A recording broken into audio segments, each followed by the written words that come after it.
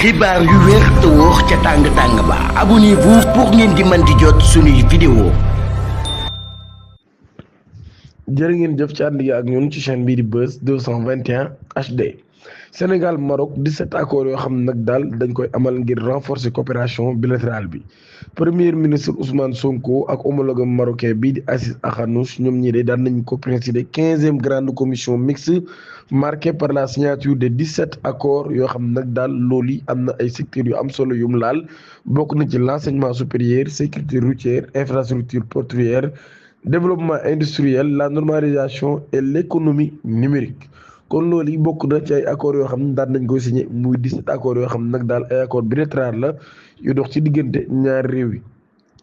ñoom ñaari dirigeant yooyu nag daal daan nañuy kontaan lool ci qualité bi nga xam ne nag relation ñaari réew yi daan nañ koy am waaye daal di incité bu baax a baax nag daal ci lu jëm ci wàllum revitaliser l'axe stratégique muy Dakar ak Rabat ngir nag daal di mën a stimuler davantage échange yi nga xam ne dañ koy am ci wàllum partenariat économique ak sax partage d'expertise entre ñi nga xam ne nag daal ñoo di ñaari réew yi. ba tey dañuy dem ci beneen mbir. lu jëm ci wàllum ndox wala eau et multilatéralisme Dakar ak Abu Dhabi ñoom ñi nag daal daan nañu affiché ab vision commun. Le président Bassirou Diomaye Faye moom mii day daan nañ amal la ñu wax am mise en avant la solidité de partenariat entre le Sénégal et les Émirats arabes unis. loolu nag daal ñu daan koy teg ci confiance ak convergence stratégique boo xam ne daan nañ koy am ci lu jëm ci wàllum enjeu yi nga xam ne moo jëm ci wàllum ndox mi waaye tamit nag daal ak tijji li nga xam ni moo di ab réunion préparatoire de la conférence des Nations Unies sur l'eau à Diamniadio maanaam kon conférence préparatoire bi nga xam ni dañ ko war a amal nag daal Nations Unies ca Diamniadio di ko waxtaanee ci wàllum ndox. ba tey nag daal ñu war présenté coopération boobee nag daal comme ab illustration concrète de l'efficacité du dialogue multilatéral et de la capacité des États à agir collectivement sur une ressource vitale. ba tey ci loolee nag daal ci lu toll ci juróomi at l'échéance des objectifs de développement durable chef d'état bi nag daal daan nay reconnaître retard yi nga xam ne daan nay am waaye nag ci li nga xam ne moo jëm ci wàllu accès universel à l'eau et à l'assainissement tout en soulignant que des progrès restant possibles grâce à des actions ciblées insistant sur la place centrale de l'Afrique dans ces défis. ba tey moom mii ne daal muy kontaan lool ci initiative bi nga xam ne Union africaine daan na koy am ngir nag daal ci atum 2026 bii nag ñu daan koy def at boo xam ni atum ndox lay doon daal di affirmer engagement bi nga xam ne nag daal ab engagement précoce la bu Sénégal daal di am ci lu jëm ci wàllum hydrodiplomatique matérialisé par la co-organisation de la conférence onuscienne avec les Émirats arabes unis. Douane sénégalais, sécurité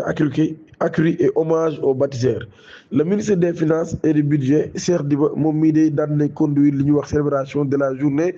internationale de la douane à la direction générale des douanes. événement bi nag daal daan nañ koy am daal doon waxtaan nag ci le rôle ba nga xam nag daal ab rôle bu am solo la ci institution boobee ci lu jëm ci wàllu protection des citoyens et surveillance des territoires et la fluidification des échanges en face avec les missions quotidiennes. ay agents yu nekk en service ci wàllum économie nationale boobee ba tey rencontre bi nag daal daan nay tax kon ñu daal di mettre en valeur résultats yi nga xam daan nañ koy enregistré en 2025 rawatina nag mobilisation des recettes et l'appui de la stabilité économique en présence des forces de défense et des partenaires des nouvelles infrastructures. ay am na tamit ay infrastructures yu bees kon yoo xam daan nañ ko inauguré daal di baptiser en mémoire d'anciens dirigeants illustrant l'ambition de l'administration douanière d'allier héritage, modernisation et performance au profit du développement du pays.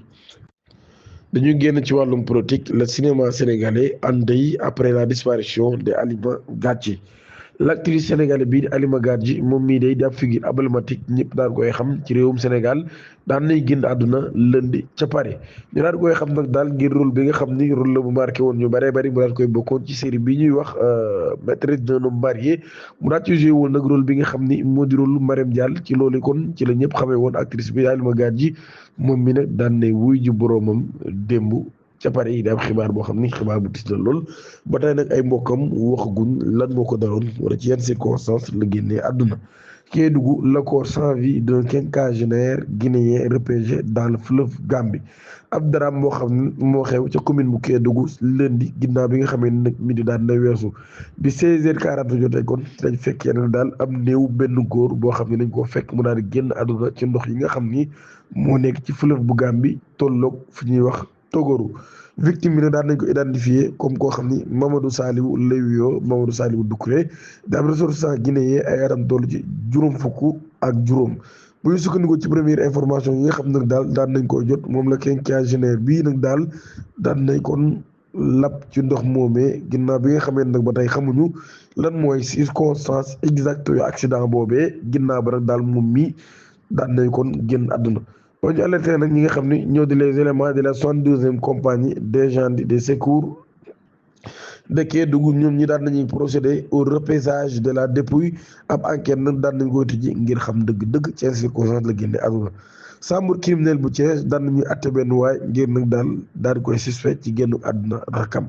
chambre criminelle du tribunal de grande instance de Thiès daan nañu examiner lundi 26 janvier 2026 mbirum M Demba ñu koy accusé nag daal de meurtre de son demi-frère J Demba mbiri nag daal mi ngi xew avril 2022 ci quartier bu ñu naan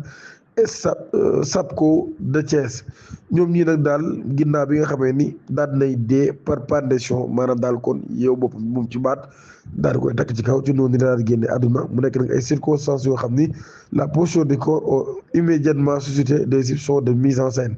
maanaam position bi nga xam ne fekk nañ fi ñëw bi nag daal moo tax ñu jari jàpp du xaru waaye mise en scène la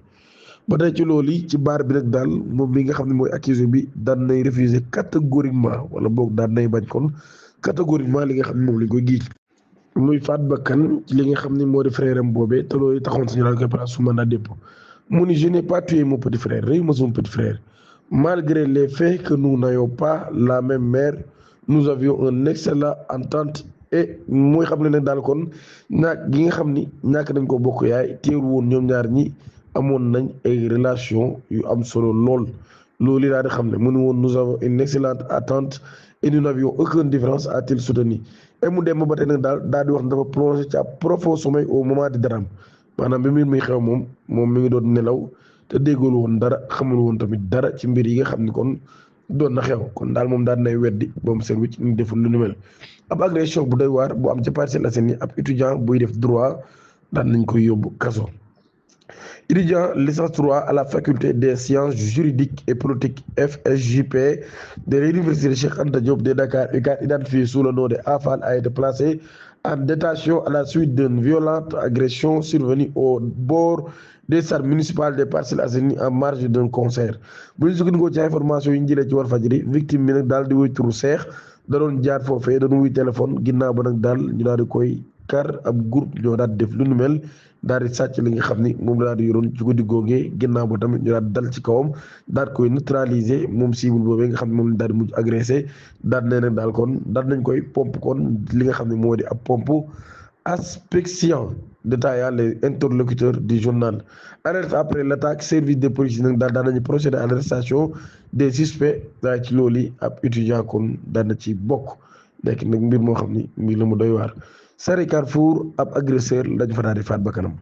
ki faat bakkanam nag du kenn ku dul victime am ci guddi 23 jàpp 24 janvier 2026 bi 5 heures du matin jotee ba tegal fukki minutes commissariat bu Saly ñoom ñii daal dañ leen di alerté par nag ñi nga xam ne ñoo di urgentiste yu centre hospitalier Thierno Mansour Baro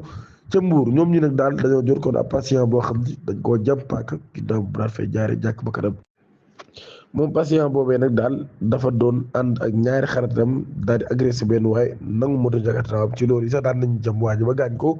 waaye waaj nag neutralisé na kenn ci ñoom nangu paaka ba daal ko koy jam kookee tamit jëlee ci ay gaañ-gaañ